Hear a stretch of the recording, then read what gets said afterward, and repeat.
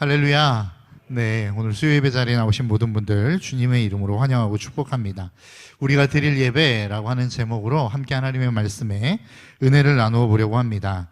과거의 삶을 살아가는 모든 사람들에게 있어서 인간관계라고 하는 것은 필수 조건이었습니다. 그러니까 꼭 필요한 것이었죠. 왜냐하면 무엇을 하든지 사람의 손길이, 도움의 손길이 필요했기 때문에 그렇습니다. 그럼 이렇게 질문하시는 분들이 계실지 모르겠습니다. 그럼 오늘날은 인간관계가 필요가 없나요? 아니, 그렇지 않습니다. 오늘날에도 분명하게 인간관계는 필요하고 그 인간관계는 어떤 영역보다도 중요한 영역입니다. 그런데 제가 말씀드리는 것은 과거에 비하면 오늘날의 인간관계는 훨씬 더 그 폭이 좁아졌다라고 하는 것들을 말씀드리는 겁니다.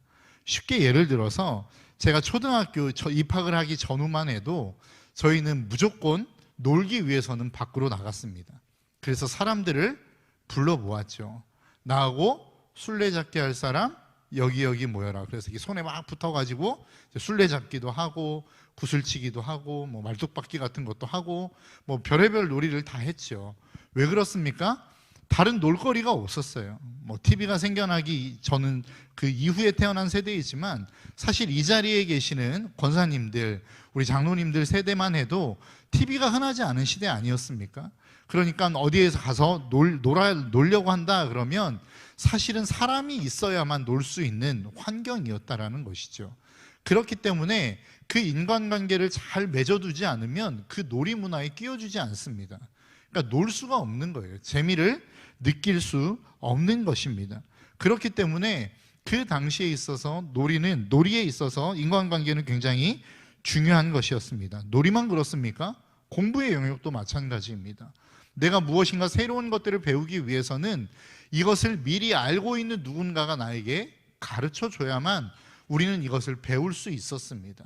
그렇기 때문에 학교의 선생님이 중요했고 이것을 잘 알고 있는 선배가 중요했습니다. 특별히 뭐 대학이라고 하는 곳을 가면 족보라는 게 있지 않습니까? 시험 문제에 무엇이 나올지는 그 위에 있는 족보들이 있어서 그것을 가지고 있는 선배들을 잘 구슬려야만 얻을 수 있는 것들이에요. 그러니까 관계를 잘 맺어야만 시험 성적을 잘 받을 확률도 높았다라고 하는 것입니다. 뭐 그걸 떠나서 일에 있어서도 마찬가지입니다. 농사를 짓는 데 있어서 나 혼자 모를 심는 것 거의 불가능했습니다. 거의 마을 전체가 모여서 모를 심고 함께 돕는 일들을 했다라고 하는 것이죠. 그런데 오늘날은 어떻습니까? 오늘날은 그냥 핸드폰 하나만 들고 있으면 한두 시간은 그냥 보낼 수 있습니다. 지루하지 않게 너무나도 즐겁게 내가 보고 싶은 것들을 보아가며 한두 시간은 그냥 흘려보낼 수 있는 것이 지금의 세대입니다. 한두 시간이 무엇입니까? 뭐 한 3-4시간도 거뜬히 시간만 주어진다고 한다면 무한정으로 그 시간을 즐길 수 있는 시대가 오늘날의 시대입니다. 그뿐만 아니라 공부의 영역에 있어서도 마찬가지입니다. 이제 웬만한 것들은 AI가 다 알려줍니다. 여러분 요리할 때 어떻게 하시죠? 과거에는 손맛이라는 게 있었습니다. 뭐 몇 스푼 넣어야 돼? 뭐 설탕은 몇 스푼, 소금은 몇 스푼 넣어야 돼? 이런 것들이 없었어요. 그냥 대충 딱딱딱딱 넣고 맛 한번 보고 됐어. 그러면 끝이고 싱겁다 그러면 조금 더 넣고 이게 손맛이라는 거거든요. 그러니까 계량이라고 하는 개념 자체가 없었습니다. 그런데 오늘날은 어떻습니까? 다 알려줍니다. 뭐 얼마를 넣어야 되고 설탕을 얼마 넣어야 되고 물은 몇 대 몇의 비율로 만들어야 되는지를 이 유튜브라고 하는 놈이 다 알려준다는 거예요. 그러다 보니까 뭐 굳이 다른 사람에게 전화해서 물어볼 필요가 없습니다. 뭐 요리만 그렇습니까? 뭐 공부의 영역에 있어서도 마찬가지고 심지어는 자동차를 정비하는 간단한 것들도 유튜브에 다 올라와서 요즘은 웬만한 것들, 간단한 것들은 유튜브를 통해서 혼자서 그것들을 해낼 수 있는 시대가 되었다라고 하는 것입니다. 그러다 보니까 과거에 비해서 오늘날의 인간관계는 그 폭이 좁아질 수밖에 없다라고 하는 것이죠. 그런데 재미있는 것은 그럼에도 불구하고 인간관계를 유지해가는 사람들이 있더라는 겁니다. 그러니까 내가 일상생활 속에서 어쩔 수 없이 만나야 되는 사람들 말고 직장생활을 통해서 아니면 내가 삶을 살아갈 수 있는 그 반경 안에서 어쩔 수 없이 만나야 되는 사람들을 말고 내가 일부러 연락해서 만나는 사람들이 여전히 존재하더라는 거예요. 그 폭이 좁아졌고 나에게 별로 의미도 없어요. 나에게 재미를 주는 사람도 아니에요. 그렇다고 해서 큰 유익을 주는 사람들도 아닐 수 있습니다. 그럼에도 불구하고 내가 연락해서 만나는 사람들이 여전히 존재하더라는 것이죠. 왜 그렇습니까? 그 사람들은 무엇인가 세상이 보았을 때, 다른 사람의 관점에서 보았을 때 나에게 재미를 주는 것 같지도 않고 유익을 주는 것 같지도 않지만 그 사람에게 있어서, 나에게 있어서 그 상대방은, 내가 연락하는 그 상대방은 나에게 특별한 의미를 가지고 있기 때문에 그렇습니다. 그러니까 어떠한 관계를 끊임없이 유지해 가거나 내가 어떠한 일들을 지속적으로 해간다라고 하는 것은 그 사람이, 때로는 그 일이 나에게 무엇인가 가져다주는 의미가 있기 때문에 그 일들을 한다라고 우리는 생각할 수 있다라는 것이죠. 여러분, 오늘 본문의 말씀은 하나님께서 모세에게 말씀하신 성막이 완성되어지는 내용입니다. 그리고 그 중심에는 모세라고 하는 사람이 있습니다. 하나님께서 출애굽한 이스라엘 백성들을 불러내셨죠. 그리고 시내산으로 모세를 불러 올립니다. 그리고 그들과 함께 언약을 맺으십니다. 우리는 그것을 시내산 언약이라고 이야기합니다. 그 시내산 언약을 맺고 내려온 모세가 하나님의 명령을 따라 지은 것이 있는데 그게 무엇이냐면 바로 성막입니다. 하나님께서는 성막부터 시작해서 그 규격, 그리고 그 뜰 안에 성소와 지성소를 만들라고 하시고 거기에 무슨 기구가 들어가야 되며 언제부터 어떻게 이 성막을 운영해야 될지에 대해서 너무나도 자세하게 말씀하십니다. 그리고 난 다음에 그것을 모세는 하나도 빼먹지 않고 그대로 행합니다. 그리고 오늘 본문의 말씀이 바로 성막의 봉헌식 이후에 나오는 하나님의 말씀입니다. 오늘 본문 34절의 말씀에 보니까 이렇게 말씀해요. 구름이 회막에 덮이고 여호와의 영광이 성막에 충만하며. 그러니까 하나님의 명령대로, 하나님의 말씀대로 성막이 지어졌습니다. 그리고 그 성막을 봉헌할 때 어떤 일이 일어났냐면 그 성막 위에 하나님의 영광이 가득히 임했다라고 성경은 말씀하고 있습니다. 그런데 재미있는 것은 무엇이냐면 그 다음 구절입니다. 35절입니다. 모세가 회막에 들어갈 수 없었으니 이는 구름이 회막 위에 덮이고 여호와의 영광이 성막에 충만함이었으며 라고 이야기해요. 여러분, 모세는 어떤 사람입니까? 하나님과 동행했던 사람입니다.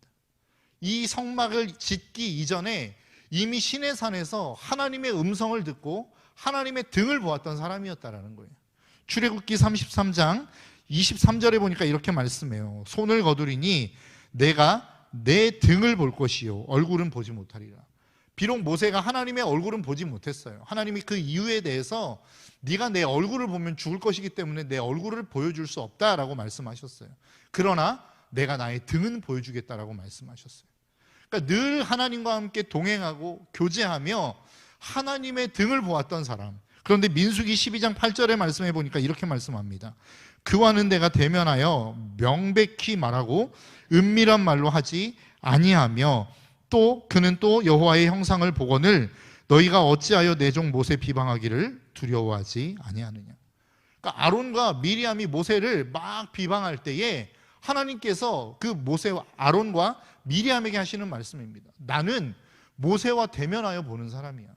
그런데 네가 왜 모세를 비방해? 라고 말씀합니다. 그러니까 모세는 하나님과 늘 대면하여 보았던 사람이었다라는 거예요. 그런데 늘 그렇게 하나님과 교제했던 모세, 늘 그렇게 하나님과 동행했던 모세, 하나님의 음성을 듣고 그 뜻대로 행했던 모세가 하나님의 영광을 보고 그 안에 들어가지 못합니다. 그 성막 안으로 들어가지 못했다는 거예요. 그 전에는 영광을 보지 못했을까요? 보았겠죠.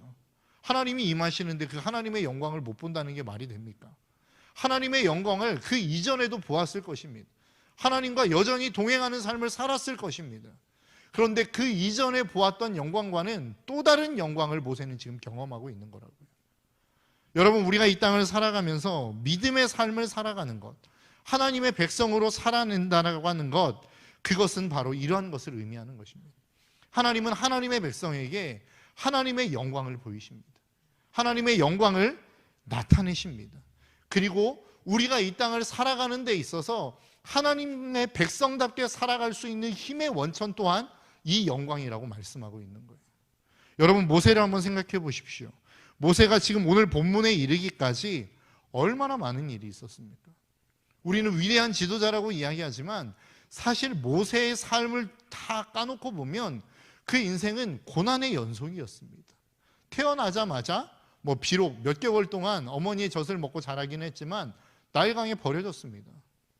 겨우겨우 건짐을 받아서 애굽의 왕자로 삶을 살았어요. 그러다가 또 사람을 죽여서 도망갑니다. 도망갔는데 거기에서 또 40년을 보내요. 이런저런 우여곡절이 있습니다. 거기에서 또 하나님이 부르시죠. 부르시면 모든 게 만사형통할 줄 알았는데 첫 번째 받은 사명이 뭡니까? 이스라엘 백성들을 애굽에서 건져내라는 거예요. 바로에게 찾아가라는 거예요. 여러분, 이게 무슨 의미인 줄 아십니까? 그 바로에게 주어진 재산과도 같은 애굽의 장정 60만을 내놓으라는 이야기입니다. 네 재산, 이 어마어마한 재산 하나님에게 내어드려라고 하는 의미이거든요. 그러니까 두려울 수밖에 없죠. 그러고 난 다음에 10가지의 재앙을 통해서 출애굽합니다. 괜찮을 줄 알았어요. 그런데 그 이후에도 여러 가지의 고난들이 있지 않습니까? 홍해가 앞을 가로막고 있는데 애국 군대가 쫓아옵니다. 이스라엘 백성들은 모세를 향하여 돌을 듭니다. 이런 경우들이 한두 번이 아니에요. 물이 없어서 돌을 들죠. 고기 달라고 돌을 들죠. 계속해서 모세는 어려움의 연속을 겪습니다. 이게 모세의 삶이었다라는 거예요. 우리는 늘 모세하면 좋은 면만 보기 때문에 그 인생 하나님이 함께 하셔서 능력으로 역사하셨어 라고 생각하지만 사실 그 인생은 고난의 연속이었다고요. 그런데 여러분, 이 고난에 연속되어진 이 길을 우리가 어떠한 힘에 의해서 갈 수 있겠습니까? 우리에게 어떠한 재미를 준다 한들 이 삶을 살아낼 수 있겠느냐는 거예요. 우리에게 어떠한 유익을 준다 한들 우리의 목숨이 왔다 갔다 하는 그 여정을 우리가 살아낼 수 있겠느냐라고 하는 것입니다. 모세는 그 길을 걸어갔어요. 그 여정을 살아냈단 말입니다. 그러면 그렇게 살아낸 이유는 무엇이냐는 거예요. 모세가 그 여정을 살아낼 수 있었던 그가 가지고 있는 신앙생활의 의미는 무엇이었느냐라고 하는 것이죠. 여러분들의 인생도 마찬가지 아닙니까? 여러분들이 신앙생활하면서 무엇인가 나아진 것들이 있으십니까? 물론 있으시겠죠. 없다고 이야기하면 저는 큰일 날 것 같습니다. 나아진 일들이 분명히 있습니다. 그러나 우리가 신앙생활하면서도 여전히 답답한 모습들이 우리의 삶 가운데는 있다는 거예요. 내가 기도를 하는데 내 상황이 바뀌지 않아요. 나는 열심히 봉사하고 있고 최선을 다하고 있는 것 같은데, 나는 그렇게 헌신의 삶을 드리고 있는 것 같은데 저와 같은 목회자들이 자꾸 앞에서 더 헌신해야 된다는 거예요. 더 봉사해야 된다는 거예요. 그 정도 갖고 안 된다는 거예요. 자꾸 괴롭히잖아요. 괴롭히는 것으로 끝납니까? 여러분들이 시간도 드려야죠. 물질도 드려야 되죠.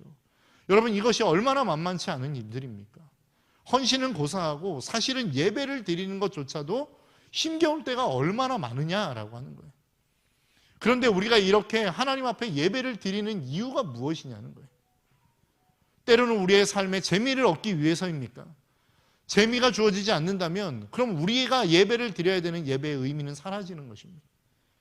내 자녀가 잘 되기 위해서 우리는 예배를 드린다라고 한다면 내 자녀가 내 뜻대로 되어지지 않았을 때, 내가 계획한 대로 되어지지 않았을 때 우리는 예배를 드려야 되는 의미를 잃어버리는 거란 말이죠. 내가 정말로 부귀영화를 누리고 싶고 건강해지고 싶은데 예배를 통해서 우리는 그것을 얻고 싶다고 한다면 내가 그것을 얻지 못하는 순간 우리는 예배를 드려야 되는 의미를 잃어버리는 거란 말이죠.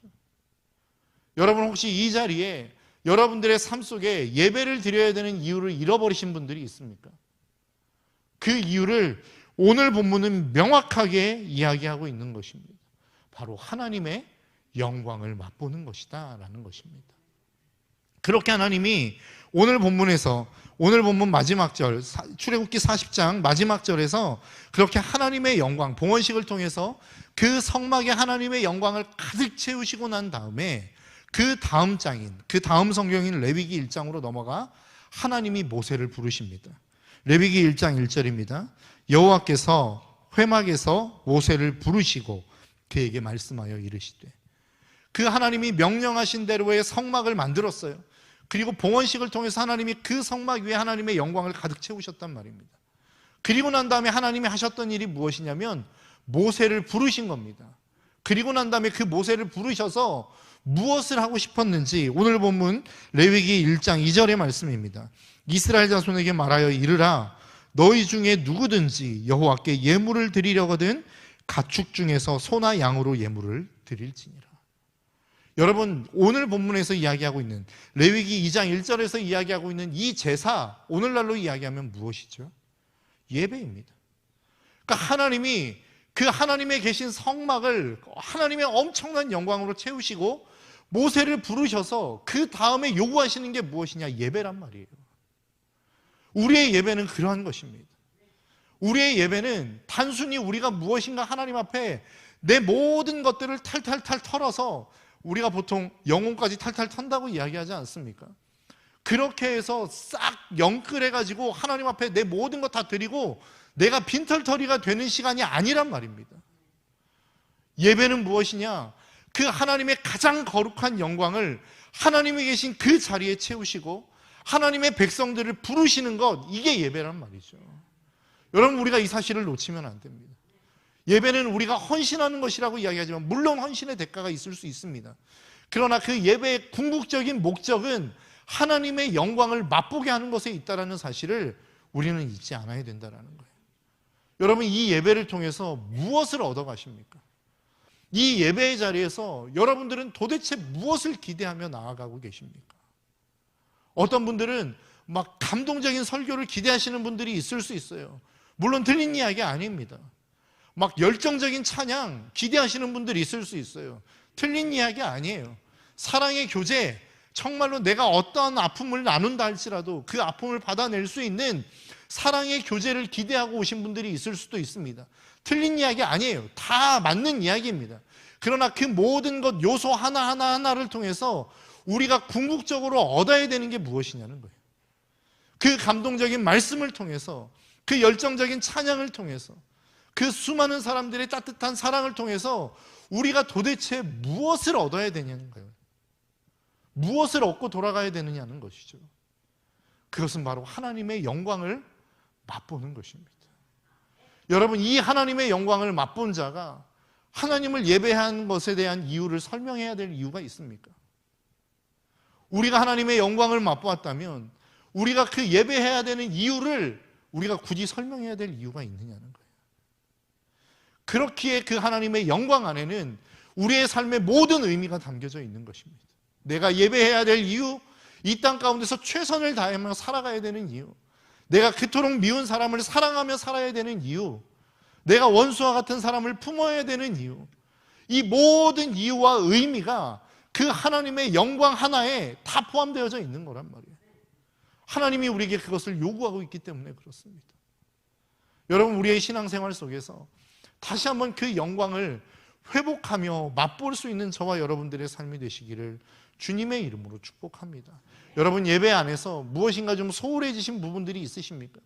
내가 예배를 드리는데 무엇인가 감동도 없는 것 같고, 예배를 드리는데 괜히 힘만 빠지는 것 같고, 예배를 드리는데 내가 무엇인가 에너지를 굉장히 소진하는 것 같은 느낌이 드십니까? 여러분들이 그 하나님의 영광을 맛보고 계신지를 점검해 보시기를 바랍니다. 그 하나님의 영광이 우리의 삶 가운데 임하는데, 예배 가운데 그 하나님의 영광을 우리가 맛볼 수만 있다면 여러분, 그 예배는 우리의 에너지를 충전하는 시간인 것입니다. 내가 힘을 얻을 수 있는 시간인 거예요. 예배는 에너지를 소모하는 시간이 아니란 말입니다. 내가 세상 가운데서 그리스도인답게 살아가기 위해서 에너지를 썼던 그 수많은 에너지를 다시 한번 재충전받는 시간이 예배의 시간이란 말이에요. 그것을 위해서 하나님은 우리에게 하나님의 영광을 보이시는 것입니다. 여러분, 이 사실을 잊지 않으셨으면 좋겠어요. 하나님은 우리에게 그 영광을 보여주시기를 원하십니다. 그 영광을 우리에게 나타내시기를 원하십니다. 그런데 우리가 한번 생각해 봐야 될 것은, 우리는 지금 사순절을 보내고 있죠. 주님이 예수 그리스도의 십자가의 고난을 당하셨습니다. 그리고 그 고난을 통해서 우리에게 궁극적으로 주시고자 하는 게 무엇이었을까요? 요한복음 10장 10절은 이렇게 말씀하고 있습니다. 도둑이 오는 것은 도둑질하고 죽이고 멸망시키려는 것뿐이요, 내가 온 것은 양으로 생명을 얻게 하고 더 풍성히 얻게 하려는 것이라. 여러분, 주님이 우리 가운데 오실 때에는 우리의 모든 것들 그냥 막 다 가져가고 착취하기 위해서 오신 분 아니라고요. 우리는 오해합니다. 내가 교회 가면 무엇인가 드려야 될 것 같고 내 모든 것들을 다 쏟아내야 될 것 같은 그런 느낌이 들지 않습니까? 그러니까 교회 오는 게 부담스럽죠. 그러니까 예배를 드리는 것이 어려운 것입니다. 그러니까 하나님 앞에 나아가는 것이 왠지 모를 우리의 삶 가운데 어려움이 되는 거라고요. 하나님이 우리에게 오신 이유, 그 사순절을 보내셨던 이유는 거기에 있는 게 아니에요. 하나님의 가장 좋은 것, 하나님의 가장 위대하고 하나님의 가장 아름다운 것을 저와 여러분들에게 주시기 위해서 오셨다라고 말씀하고 있는 것입니다. 그렇다면 우리가 해야 되는 일은 무엇입니까? 그 하나님의 가장 좋은 것을 내 것으로 누리는 것이죠. 누군가가 선물을 줬어요. 그 선물을 줬는데 그 선물을 집에 가보니 뜯어보지도 않고 처박아 뒀어요. 그럼 여러분 마음이 어떠시겠습니까? 굉장히 기분이 상하시겠죠. 저는 하나님이 그러시지 않을까 생각합니다. 하나님이 우리에게 가장 귀한 것들을 주셨습니다. 가장 아름다운 것을 우리에게 주셨습니다. 그런데 우리의 가장 어두운 곳, 가장 먼지 많은 그곳에 그 하나님의 그 사랑의 선물을 처박아 두고 우리는 계속해서 하나님한테 말씀하고 있는 거예요. 하나님, 왜 내 기도 안 들어주십니까? 하나님, 저 사람은 저렇게 축복하시는데 왜 나는 축복하시지 않습니까? 이게 우리의 모습 아닌 것 같습니까? 제 모습을 돌아보니까 저는 그런 것 같습니다. 하나님이 저에게 주셨던 가장 영화로운 것들, 가장 영광스러운 그 하나님의 영광을 뒷전으로 처박아 두었어요.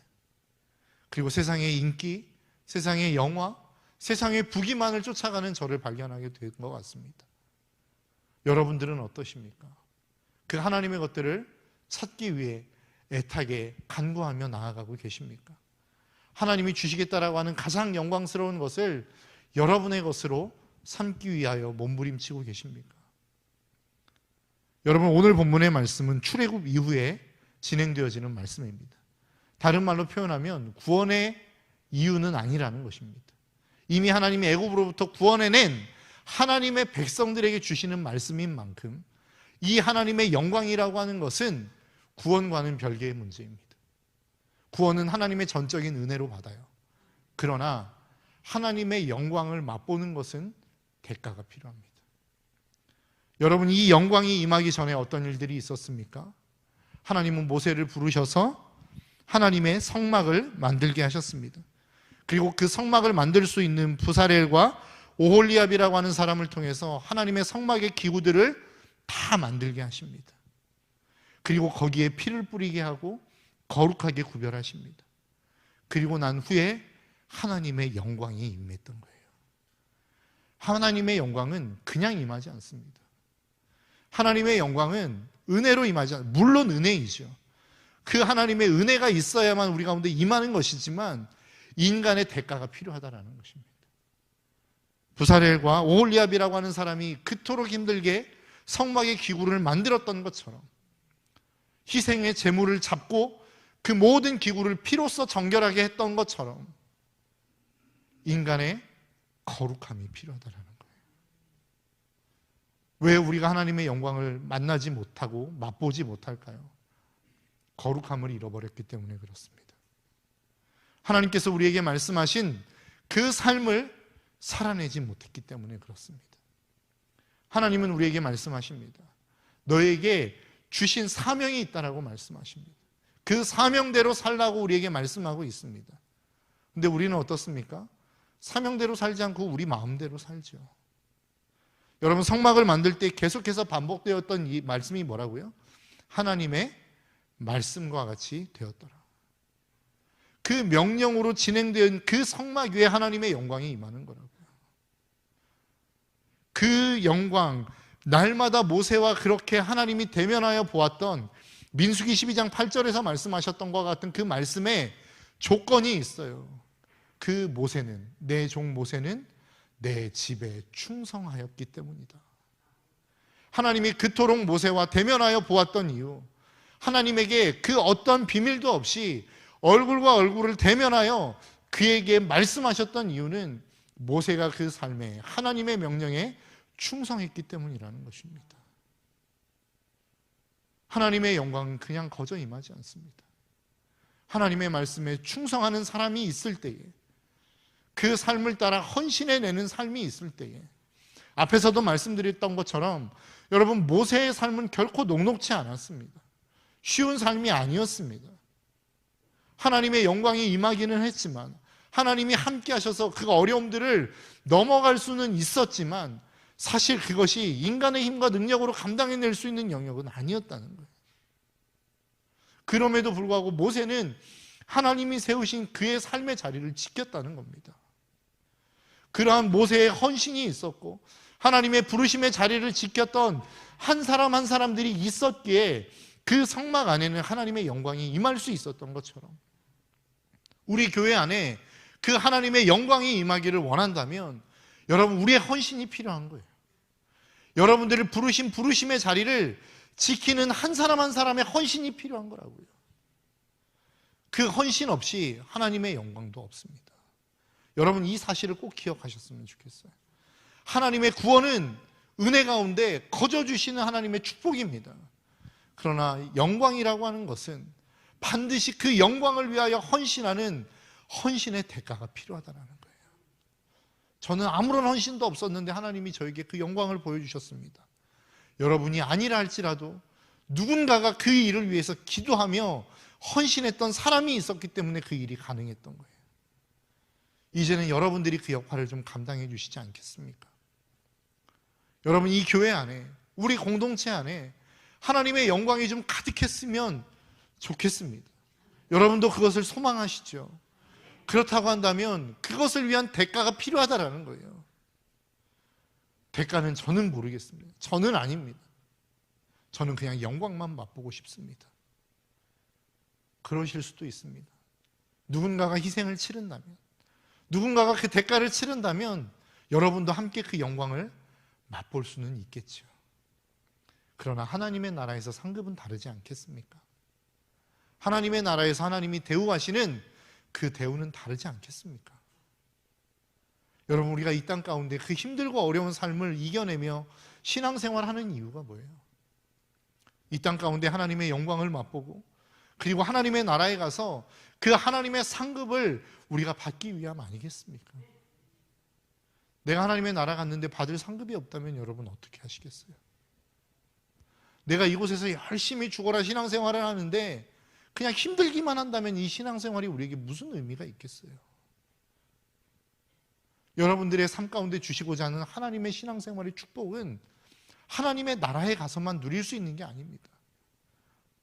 이 땅 가운데서 하나님이 여러분들에게 주시고자 하는 그 놀라운 축복과 은혜와 영광이 있다는 사실을 여러분 잊지 않으셨으면 좋겠어요. 그 영광을 위한 대가를 여러분 꼭 치르시기를 주님의 이름으로 축복합니다. 그 삶을 살아내는 우리의 삶, 우리가 영광을 누릴 뿐만 아니라 우리에게 그 하나님의 영광이 임하면 그 영광이 우리를 통하여 세상 가운데 비춰지는 것입니다. 저는 이것이 전도라고 생각합니다.